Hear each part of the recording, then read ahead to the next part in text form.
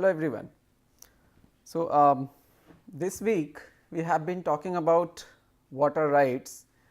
Earlier we discussed various aspects or our entitlements under the right to water.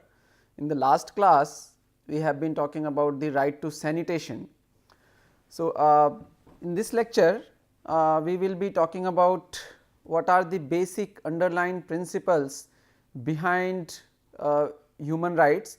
So, actually there are certain set of governing principles which are applicable to all human rights irrespective of whatever it entitles, in right to life or right to water, right to sanitation, right to freedom of speech and all this. So, all human rights has to basically follow some set of underlying principle. So, we will be talking about some of those principle and how they are in what way they can be basically integrated in right to water and some of the implementation aspects of right to water and sanitation. So, this is what we are going to discuss in this lecture. Now, as we were just talking that human right principles apply to various aspect. It could be right to water, right to sanitation or various other human rights, but all sets of human right principles apply across international human rights law, and therefore, they all must basically comply with a set of principles. So, these principles include that non-discrimination and equity is one of the principles, then access to information and transparency, participation, accountability and last but definitely not the least, sustainability. So, these are a set of underlying human rights principle. So, if we basically go one by one, the first aspect suggests that all the human rights should comply at a non-discrimination and equity level. So, they are like discrimination on the grounds of race, color, sex, language, your political opinion, religion, national or social origin, birth status, migration status, poverty, richness, all this all these grounds should not lead to any discrimination into the implementation of any of the human rights, and so is for the water. So, any discrimination should be prohibited. The states or our government in fact must also work towards eliminating existing inequalities. This is a very important point, because it should not that we should not discriminate based on all these issues what we are talking about, race, color, sex, etc. But if there are existing discrimination or existing inequality, it's government responsibility to eliminate those inequalities as well.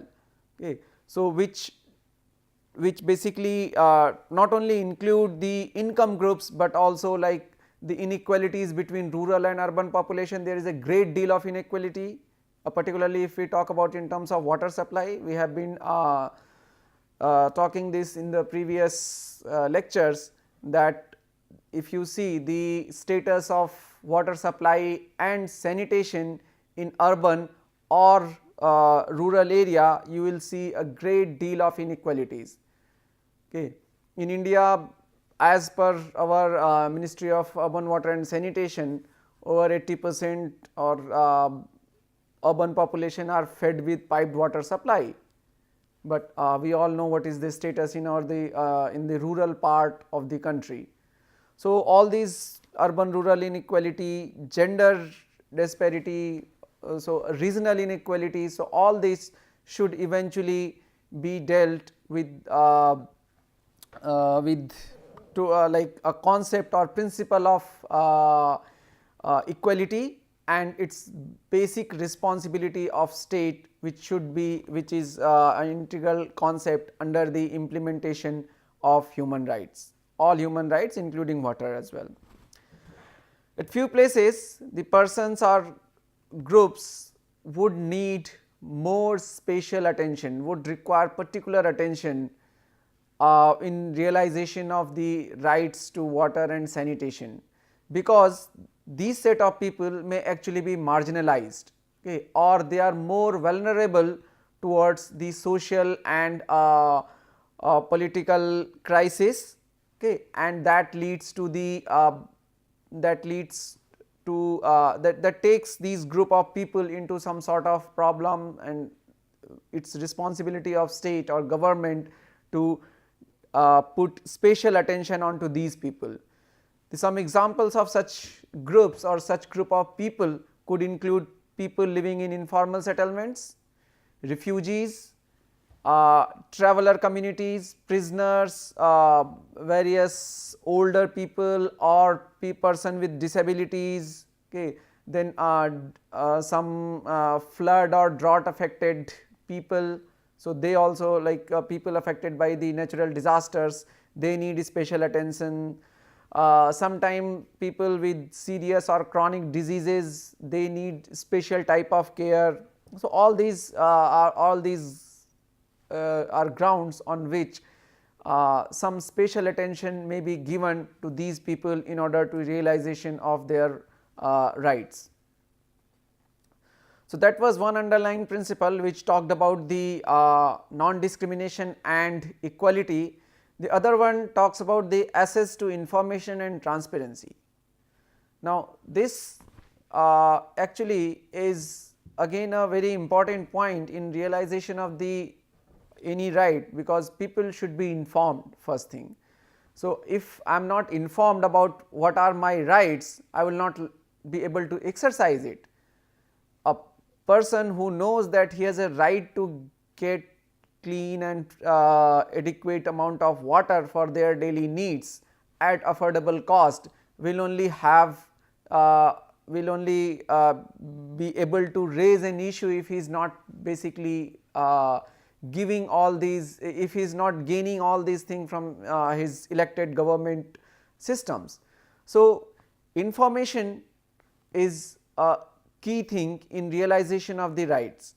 So, only informed users of water and sanitation services will be able to voice concerns or hold duty bearers to account. So, whosoever holds the responsibility should be basically made realize that yes, we are aware with our rights, and that is what will force them, that is what will put pressure onto the official staff to act accordingly to the government mandate or the international mandates in order to implementation of these rights.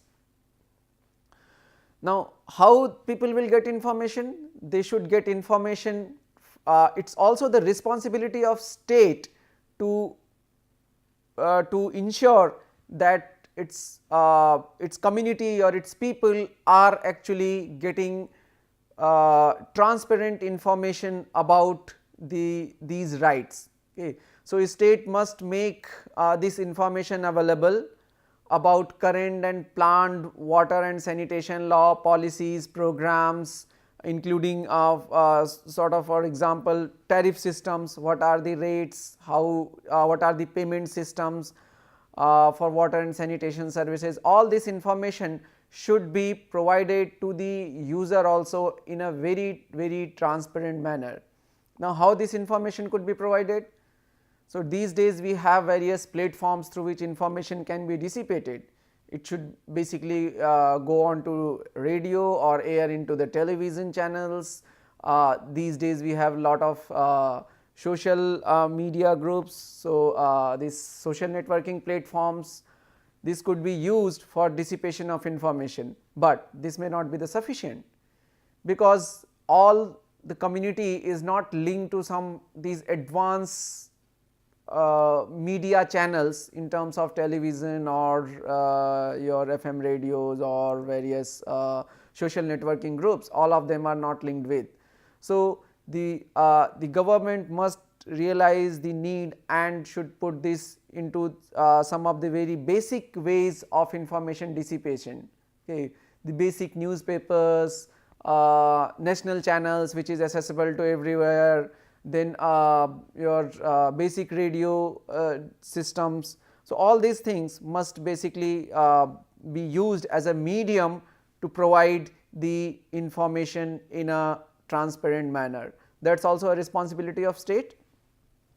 Then they should basically disseminate information through all these channels which are easily accessible to everybody, and must ensure that information is translated in all relevant languages and dialects. That is another very important point, because in India, let us say if government is disseminating this information in a select group of languages, let us say only English is used for dissemination of this information, it will be very difficult for all the community to comprehend the language itself. So, they will not again be able to exercise their rights properly.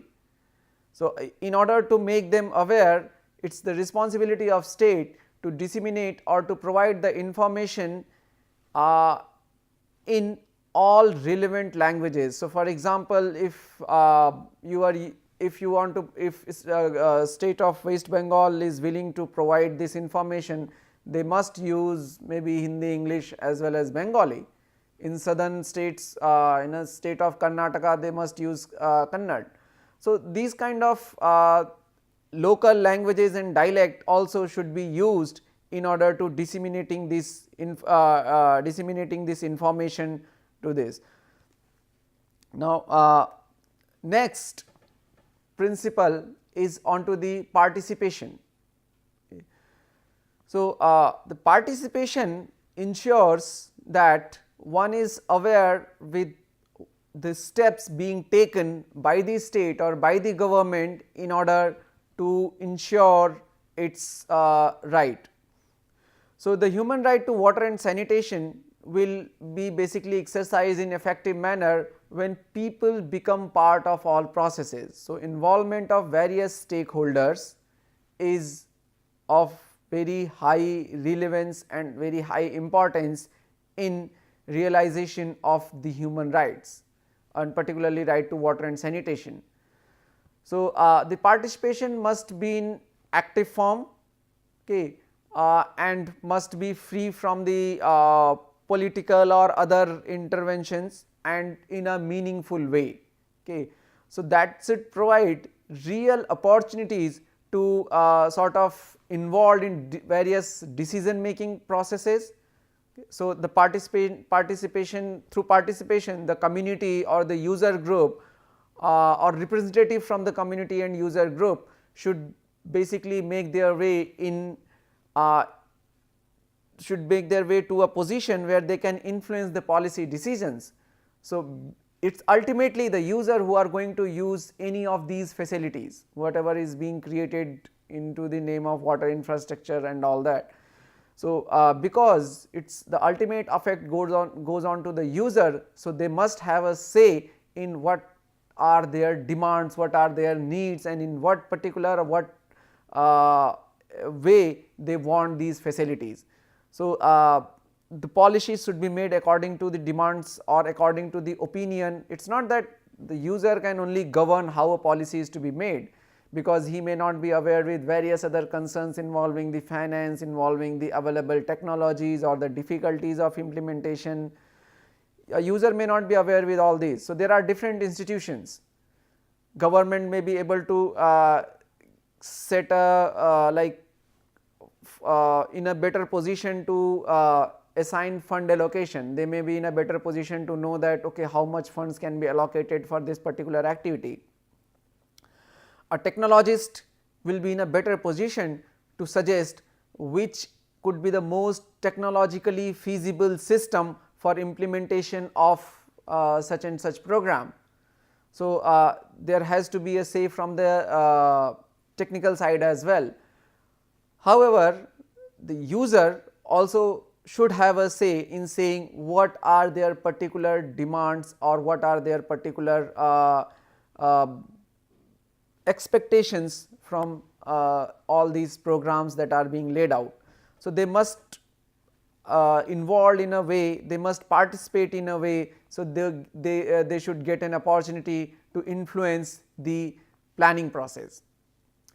Now, this involvement should be as early as possible, because if some things need to be changed or need to be amended or the policy revision is needed, it is better to do it as an initial stage, because when things are in process, when basically say the community has started getting outcome of a project and then they come up, no, this is not acceptable, then revising that or changing that entire project becomes a very costly affair, and that may not be a sustainable approach to do it.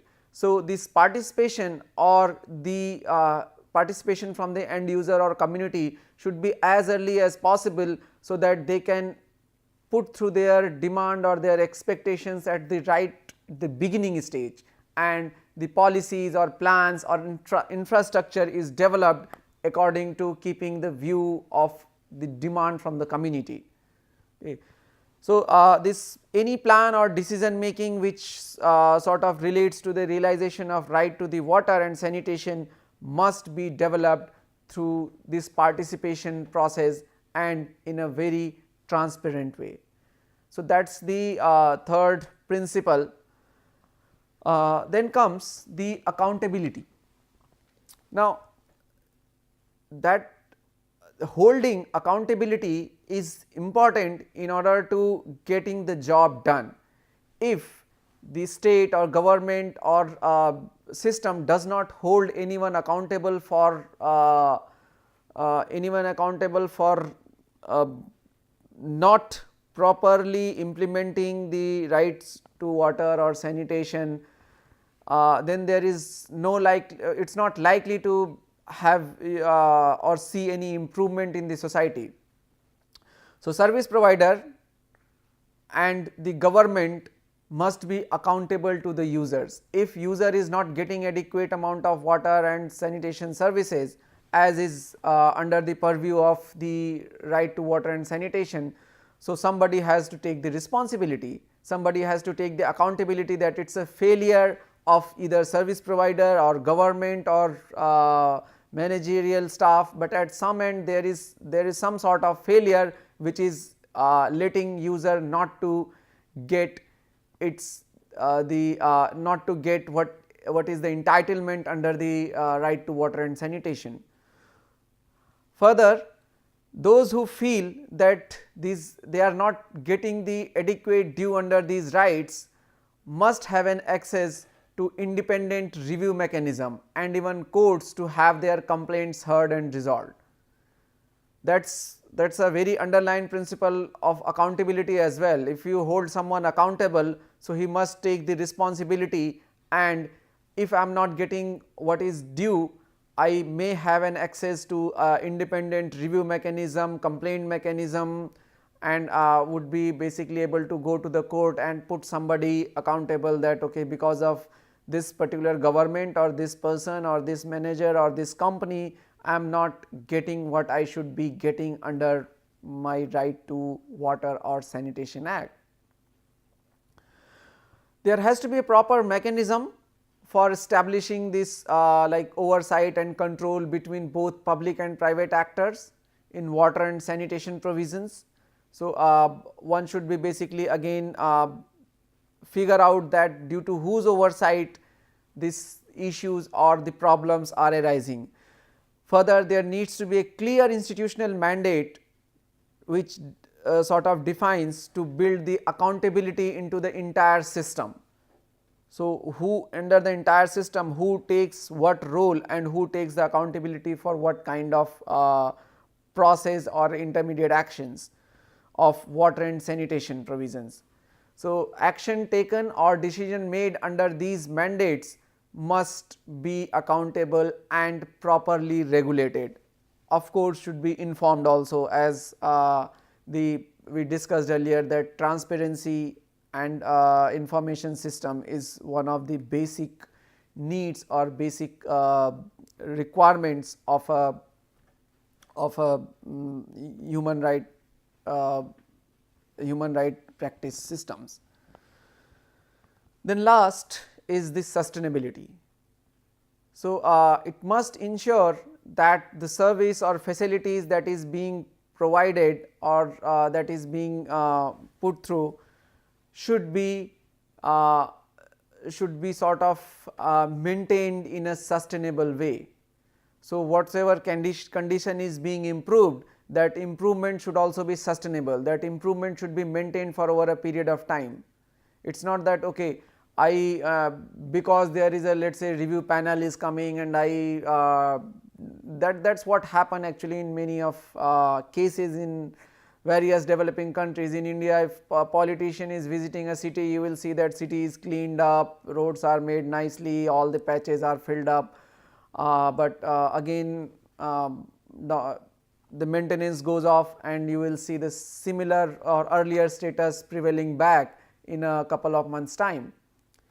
So, that should not happen. If any improvement or any this thing is being made, that should be sustainable, that means it actually lasts for a significant amount of time or should be basically maintained further. So, that is the one of the principle of sustainability which should be basically ensured in the right to water and sanitation as well.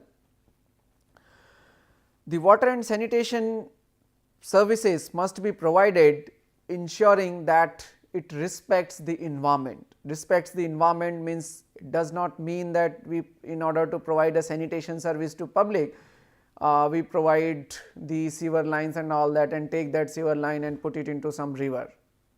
That is not a sustainable way, because then we are polluting the source of water, river.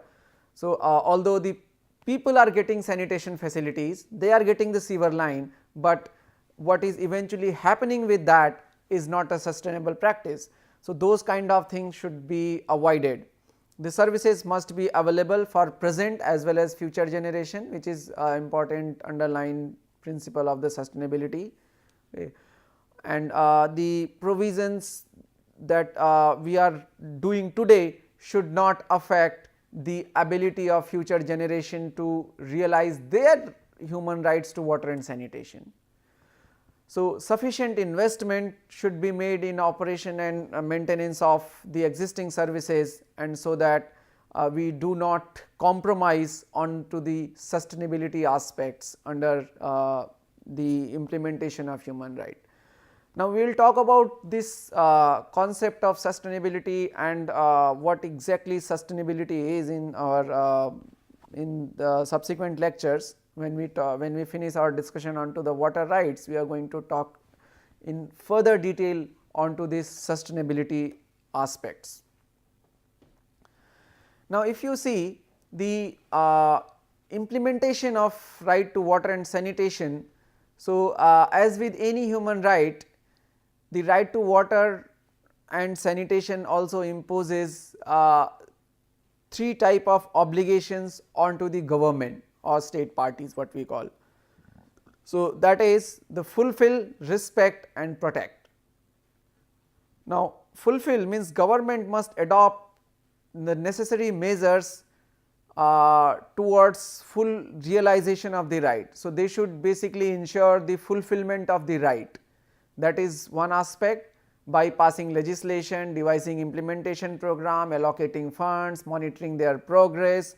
So, all these are aspects of fulfilling the human rights, and then they must refrain from unfairly interfering with people's access to water, like discontinuing their water supply or cutting down their sanitation services. So, that should not have happened, and they should respect the people's access to water and sanitation services, and further they should protect these systems in order to keep a sustained access for water and sanitation. So, they should basically protect these services from other by like preventing pollution and all these aspects. So, that is about the implementation. The implementation of right to water requires a sort of very clear definition of rights, obligations and responsibilities of each stakeholder. So, whosoever is having what responsibility, and these things should be basically clearly identified, and there has to be an authority who basically oversees that the implementation of these rights as well as allocation of adequate human and financial resources have been made in order to implement these human rights. The leadership, our leadership including the government bodies should take these initiative, okay, and the other actors, other stakeholders involving public, then in various international agencies and NGOs should also act as a booster or as a basically promoter to towards revising the law and policies in order to making these making the realization of human rights more firm in a better way. The implementation could be in various effective ways which is appropriate to national and local context. So, there are various ways of implementing human rights, and it is not necessarily that if the way India want to implement human right would be the most appropriate way for some other country to implement the human right. So, depending on the availability of water, resources, funds and other aspects, the different countries or different organizations or different states can take different routes for ensuring the human right to water and sanitation. Some basic methods which can assist in the implementation of human rights are either by legislation and policy integration. So, one should explicitly mention the reference of human rights into their constitution, should develop appropriate law, should develop national policies, plans, and should allocate resource enabling local authority the implementation of human rights. So, that is by providing law and initiative by the government. Then there has to be an accountability mechanism. So, that is judicial action and other bodies such as Human Rights Commission, water tribunals and all that, they enforce the realization of human right or implementation of human right in the state. So, that is the other, that is an alternate approach. Then there is a community advocacy approach where communities or social group or mobilize basically sort of the government for making national laws or implementing the human rights. So, the pressure is built up or developed from the community side as they want the realization of the human rights. There is a community implementation approach as well. In community advocacy approach, the community basically pressurize the government body to through international agreements or the national laws to sort of provide the basic necessities under the right to water and sanitation, while there is a community implementation approach where community and municipality basically within their own area of jurisdiction establish the implementation of right to water through the local actions, local regulations. They may not be recognized on a national level or international level, but on a local scale they can frame their own policies, their own mechanism for the realization of human rights. So, that is another approach which basically initiates from the basic. What are the basic inhibitors for success of human rights?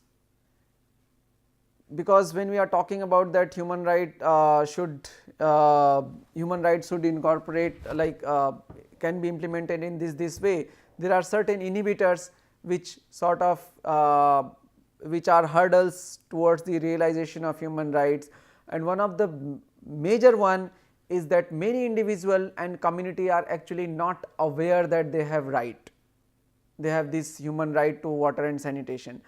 You cannot exercise your right until and unless you are aware with that. I will be basically able to take a step in or I will pose a demand only when I know that yes, I can get this, I am authorized to get these services. So, then only I will be able to pose a demand. So, awareness is a very critical in all institutions including government, civic societies, social groups, communities, individuals, private sector, everywhere. Further, there is a lack of human capacity, trained manpower and financial resources and funding, particularly in the Africa. So, that is another sort of key problem in the realization of human rights. Further, the adaptation to right in the national legislation will become only meaningful if you have a plan for implementation. At many countries, what has been done after that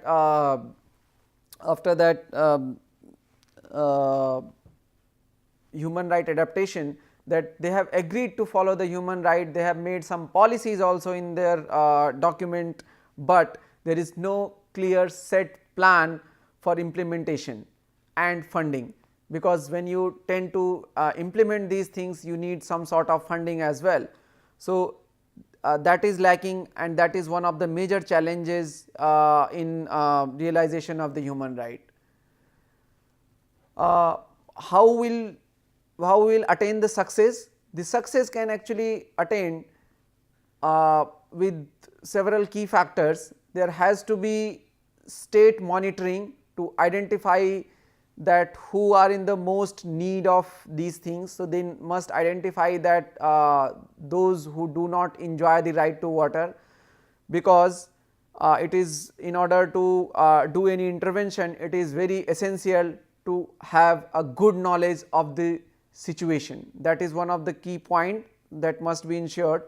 Then there has to be a cooperation of field level government official, that is also very vital, because these are the actors, these are the person which are very important for developing the project and implementing the project. So, they must sort of involved, and they must be incorporated in the realization of these rights. The community should have a sense of ownership. So, a good management will only come when the community have a sense of ownership, that yes, it is our project, it is for our betterment. Okay.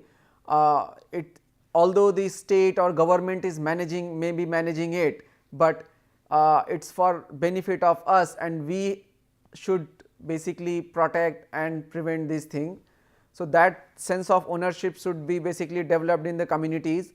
Then there has to be a mediation through NGO, which is again effective mid-term strategy involving some NGO, and the access to sanitation is also very important in order to have the access to safe water, because otherwise surface and groundwater contamination or mismanagement issues will arise. So, these are some of the key factors for success, and it is very important to keep a holistic view of managing these facilities, which should be basically put in practice for implementation of the right to water and sanitation. So, with this we will end this session here, and we will talk about the some other aspect onto the right to water and sanitation in one more lecture, and then we will move on to the sustainability concepts. Thank you.